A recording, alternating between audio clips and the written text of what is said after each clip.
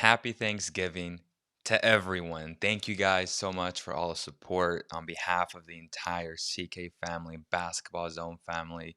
We thank you guys and we hope you guys are enjoying your day with your loved ones. It's a very special day, it's a family day. But I wanted to come on here and just talk with all my basketball fans out there that really enjoy this. That unites so many people around the world. It's growing every single day. It's not at soccer's level yet, I would say globally, but definitely here in the States. I think basketball is the sixth sport in the entire world, and it's going to keep on growing. We're going to have more nations with better talent, and it's happening now as we speak. For all those people that did play basketball this morning or football, I know it's a Thanksgiving football day. The Cowboys are currently playing. We'll see how they do. We'll see if the Raiders can defeat Chiefs on Sunday. Niners versus Ravens. It's going to be a hell of a game. Super excited about that. But today we'll talk Kings. We'll talk Lakers. We'll talk AD, the Nets, all that good stuff. And hopefully I sound good. I look good. I feel good. Us Mexicans, eat roughly around 6 p.m., 7 p.m. sometimes. We don't do the early Thanksgiving like a lot of you guys do. So, still waiting on dinner. Gonna have to drive back home to Stockton to see mom and pops and the rest of the family. Excited about that. Anytime we can spend time with our loved ones, nothing better than that. So, let's get to it, man. Sacramento Kings yesterday lost to a very good Philadelphia 76ers team, a team that has a Joel Embiid, that has an improving Ben Simmons, who is already pretty damn good if you ask anyone else. But the Kings, very shorthanded. We all knew going into the game that it was going to be tough. And in that first quarter, they looked bad. And I thought the game was going to be a blowout. But their defense kept them in the game, which is always a good thing. Defense wins NBA championships, and if you play defense, if that's your identity, then you'll always be in the game no matter what, because you don't always have to shoot the ball at a high percentage. The Kings shoot the three very well on most nights. There's a lot of fans out there. Instagram fans is where I really connect with. E-Man connects a lot with these fans on Twitter, but a lot of the Instagram fans like to say that the Kings live and die by the three. Now, contextually speaking, that may be correct, but some of that has a little bit of fallacy in it because as of right now, the Kings are not the same type of three-point shots where if you had De'Aaron Fox, who is a threat to score every time he takes it to the cup, they collapse on him, he kicks out to an open shooter, your shots are easier. Right now, minus all that ball handling playmaking ability, their shots are a little bit tougher, and you see it on a game-to-game basis. Bogdanovich is their best playmaker, no doubt. But whenever he exerts that much energy, bringing the ball up the court, initiating the offense, then that takes away from his shooting ability and his ability to shoot open three-point shots because now he's creating for others. Can he do it? Of course, but then some Kings fans have unrealistic expectations of these guys, and some of these guys right now, when they are shorthanded, are really set up to fail in the sense that if you expect Buddy Hield to play defense super hard, if you expect him to make shots the way he has, and then you expect him to bring the ball up the court, and I've seen some comments where they say, well, he needs to work on his handling and playmaking. Like, that's not his game. His job is to score the basketball, to shoot shots, and right now, of the lack of ball handling, he's had to bring the ball up the court, initiate the offense, which then takes away from his rhythm, his timing. All those things need to be said because we see these comments and there is a lot of negativity. I understand. Anytime the Kings lose a game, a fan will be a fan, right? Which is short for fanatics, which is short for fandom. no matter what the Kings do, if they don't make the playoffs, it's going to be a disappointing season. As of right now, at 7-10, one game out of the 8th spot, the Kings are in pretty good shape. Not having their main guys and still performing at a high level, keeping the Philadelphia 76ers under 100 points is a positive. After the 0-5 start, I said this. I said this team needs a leader, this team needs a dog, and this team needs to look themselves in the mirror, which I believe happened because they've been banking on their to get them out of these tough holes that they have gotten into. Their shooting ability, the fact that Harrison Barnes, Buddy Hield, Bielitsa can all shoot the ball has given them a shot to win basketball games. Yes, the referees have been a little bit lopsided in a negative way for the Kings because they've had a lot of bad calls that have effective outcomes. They affected the Laker outcome. I was there with my brother at Staples Center. They affected the TD Garden result against the Boston Celtics, which was the second time they faced them in a week. That travel from Marcus Smart should have been called, and they admitted to it. The worst thing when the NBA comes out and they think that by them being transparent, that things are going to be better. No, what that does, it only fuels the anger from a particular team that got screwed out of that call. When that happens, there's no worse feeling because all that does is solidify the fact that you were correct in being angry, and that affects you sometimes in weird ways. When you are a true fan and you truly love a team, then it may affect you in many ways in how you go about your day or the following day. If you win, then good things happen. I'm not saying it's a good thing or it's a bad thing. I'm not justifying people's emotions, but these are all real things. So when the NBA admits that they were incorrect about multiple calls, then that really tends to rub people off the wrong way.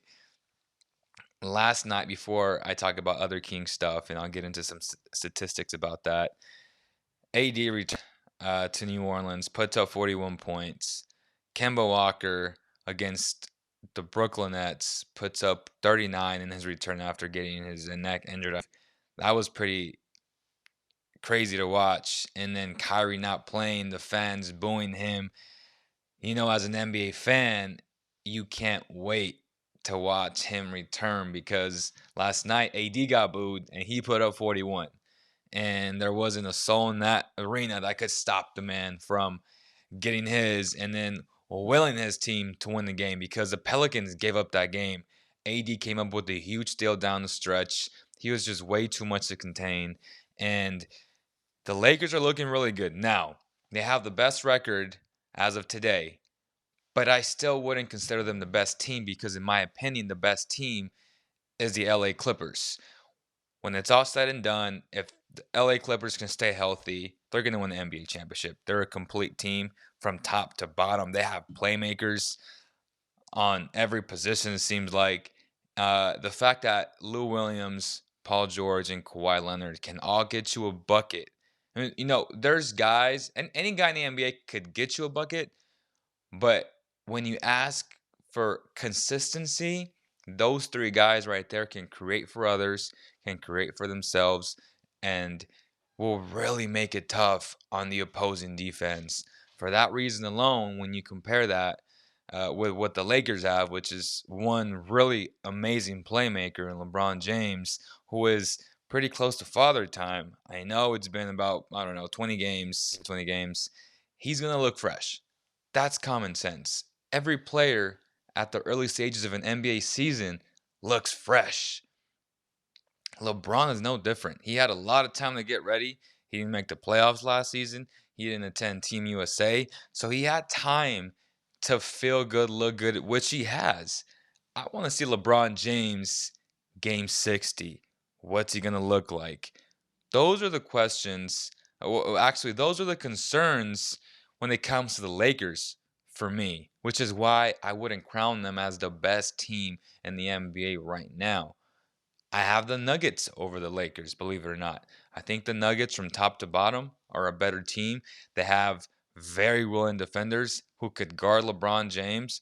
They have an X factor in the Joker, Nikola Jokic, and they have a really good guard in Jamal. He can create his own shot, create for others, and that right there will be the difference when it comes to a 7-game series.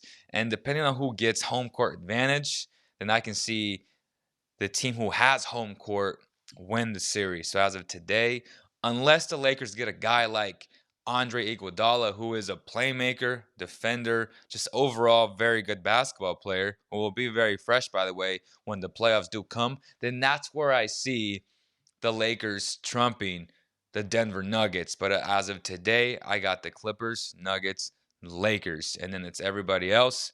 In the East, you have to put the Bucks and the Sixers as my two top teams. So those are the 5 teams right now that are just really good. The Kings are going to face the Nuggets on Saturday. It's going to be a tough game, but I don't think they'll win the game. I'll be honest. I don't think they'll win the game. But if they do win the game, that's going to be the biggest win of the season. And it's a very much needed victory because of what has transpired the past 2 games. They've lost the past 2 games, but they've both been very close. Nothing closer than losing that Celtics game. They should have won that game, which is why I thought they would have lost the Sixers game. They could have gone 2-2 on the road trip, 1-3. It happens. They're 7-10, but they're still 1 game from the Phoenix Suns from that 8 spot. It's gonna be last game of the season. Uh, Whoever is the healthiest, I feel like is gonna make the playoffs. Is it gonna be the Kings? There are some trade speculation already, and I'll talk about that in a little bit regarding the Kings, which is crazy because they haven't before, so we don't even know what this team really looks like. And that's what I preached about yesterday. Let's give this team a chance to play together. I want to see what this team is really made out of, what we thought this team would be before the season started. Marvin Bagley breaks his thumb on his non-shooting hand, and that was domino number 1 that fell in the wrong direction right off the bat. So I think it's been super unfair to really critique this team. You know, they had the worst scheduling in terms of traveling, and it affected them in the first 5 games. But you've seen what this team is capable of doing when they are in better shape, when they have a better understanding of this system that Luke Walton is slowly but surely implementing. There has been many questionable calls from Luke Walton that I haven't liked and that many fans have pointed out. Respect. I agree with it. He is also learning his players' tendencies. Those are all things that he has to deal with. Managing egos, managing the front office, not having all your horses to go to battle with. Those are real live excuses that we can use for Luke Walton. New coaching staff. A lot of good stuff, man. I appreciate everybody who is on the live. Make sure to hit that like button. Share with all your NBA fans. Jabari Parker, 33 points against the Bucks.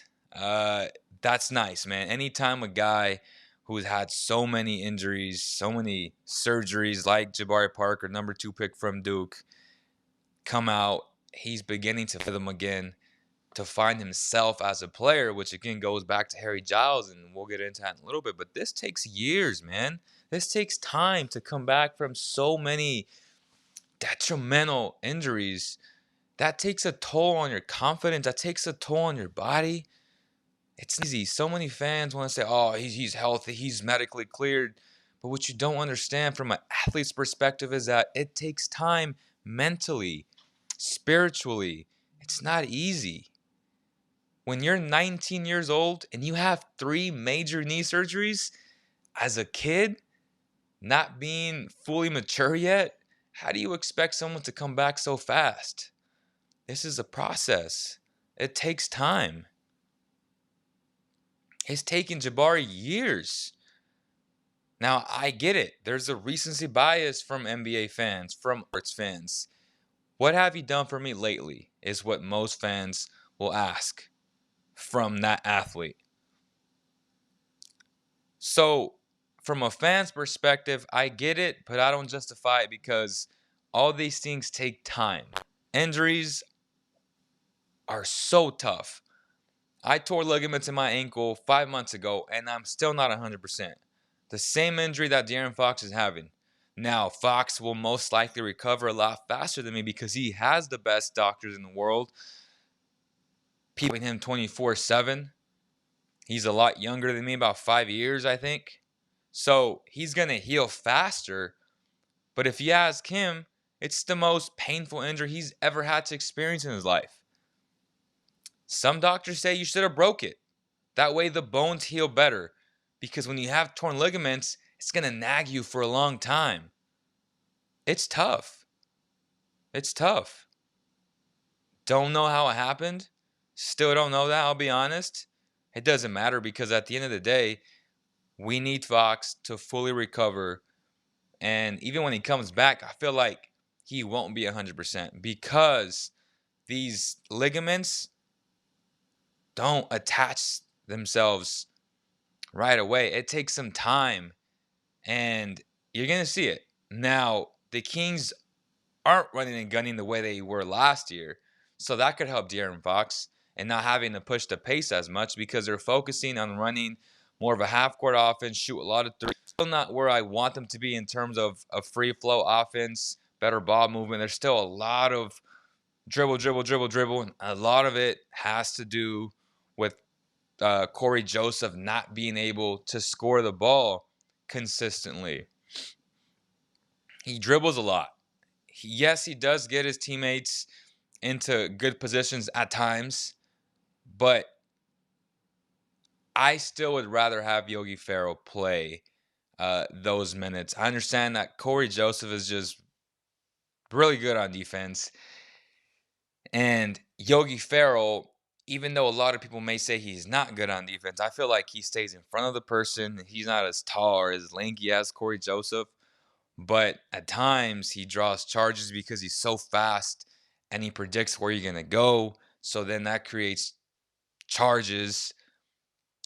I just feel like when the defense can respect you, stay home, then your offense will be better by default. And that really hasn't happened with Corey Joseph. Yes, he's hit some shots, but he's shooting the ball very poorly. The same as Dwayne Dedman, who they signed, who they thought would be a reliable option from beyond the arc. Yeah, he had a good game, probably his best game last night against Joel Embiid, but Embiid still got 33 and 16, I think. So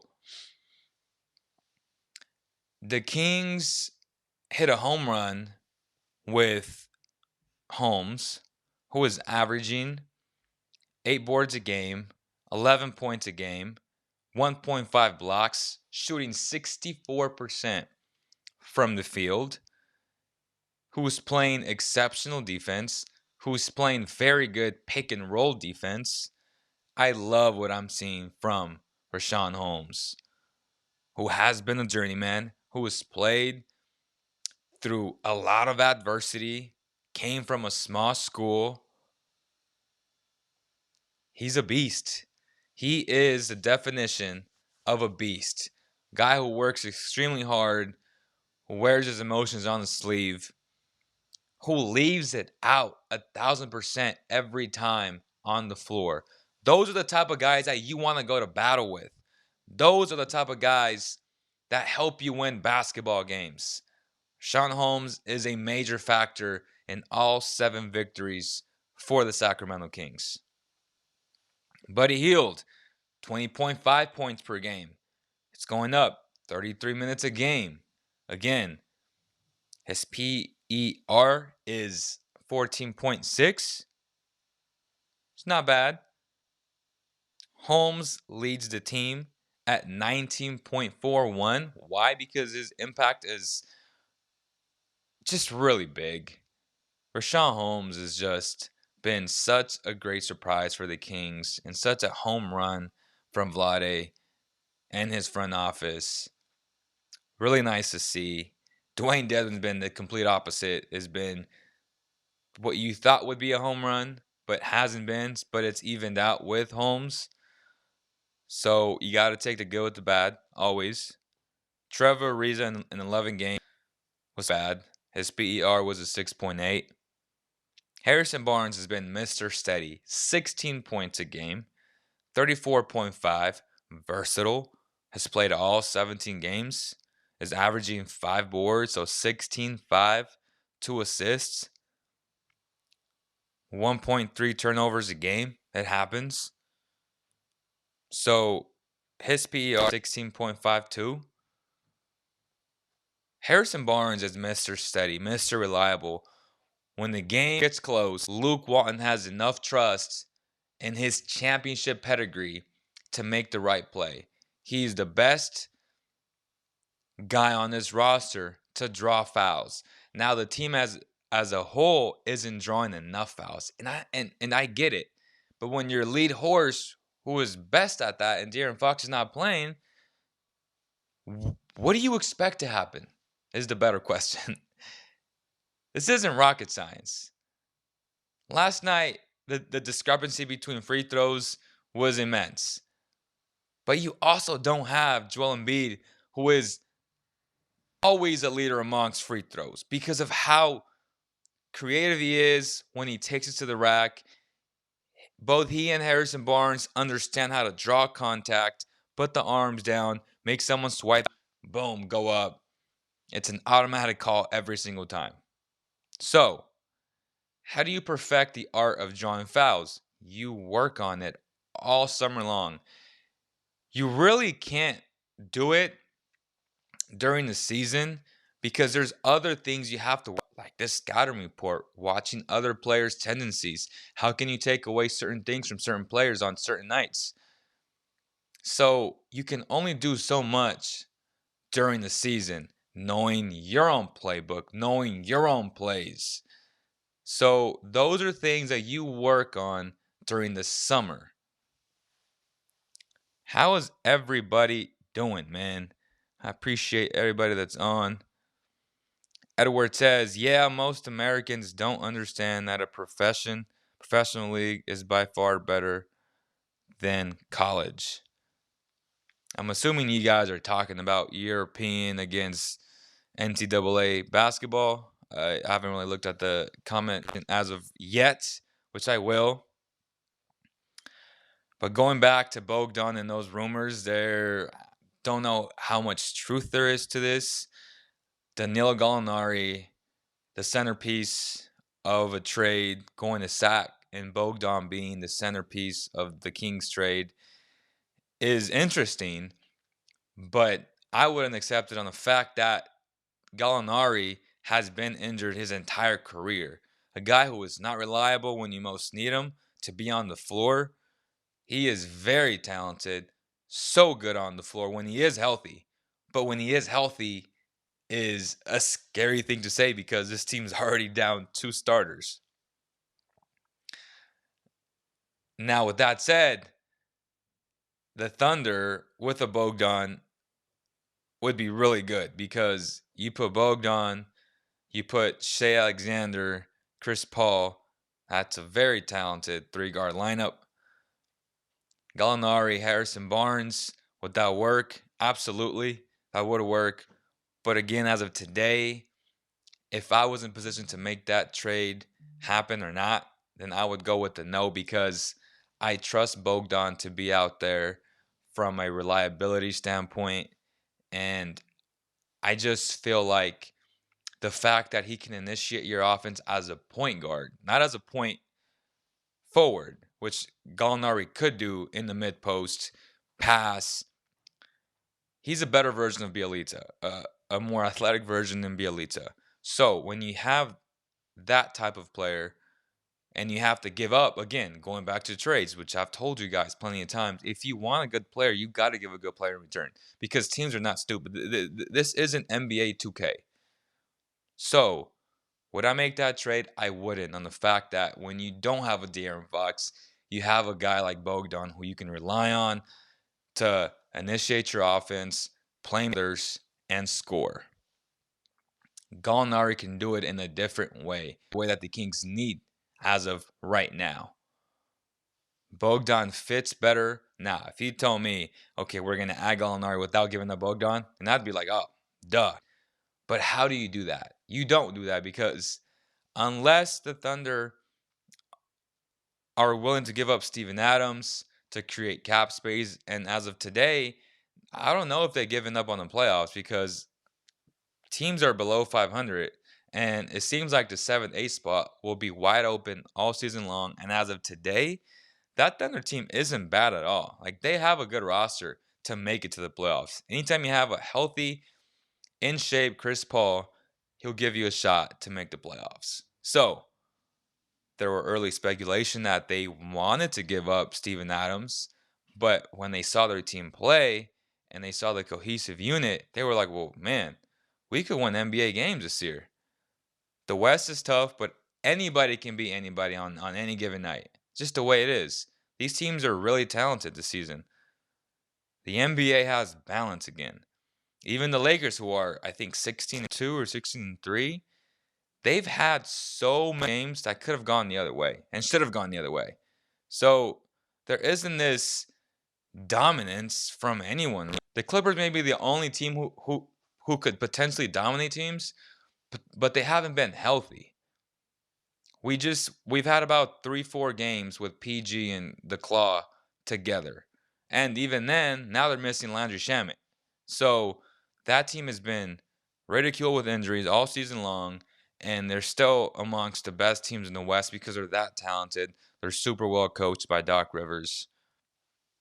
This NBA season has been fascinating. There's been a bunch of storylines. It's been a great season, and I can't wait to see how it all ends. Again, just wanted to come on here to talk some NBA basketball with everyone. 4:04 p.m. Happy Thanksgiving, man. Let me answer some questions, man. Don Mitchell says, Leo, happy Thanksgiving. Appreciate you, bro. Edward says, the Kings just need to move the ball and get open shots. They can get too stagnant at times. Absolutely. I've said that plenty of times. But they're learning the offense. Bogey for Gallinari. People smoking. Good. Get the out of here. Okay? I don't know if that means yes or no. I'm a bit confused. Do you guys predict the Kings making the playoffs this year? Say you had to put money down on it. I would put money that the Kings will make the playoffs this year, yes.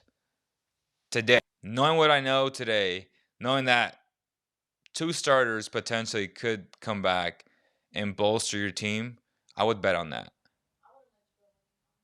They have a tough schedule. I don't know. To maximize Buddy Bogey combo, would you trade Bagley and a bunch of second-round picks for Winslow and Derek Jones Jr.? Kings desperately need defensive versatility and motor. I think you could get a lot more for Marvin Bagley as of today. That's at least in my opinion. But that's going to do it, y'all. Shout out to my man Leo. What's up, Sacktown Breakdown? My guy Curtis. Appreciate all support. Happy Thanksgiving. Laptop's about to die, so really appreciate you guys. I'll have this on iTunes. Make sure to leave a review for us. Really appreciate it. And again, see you guys on Saturday.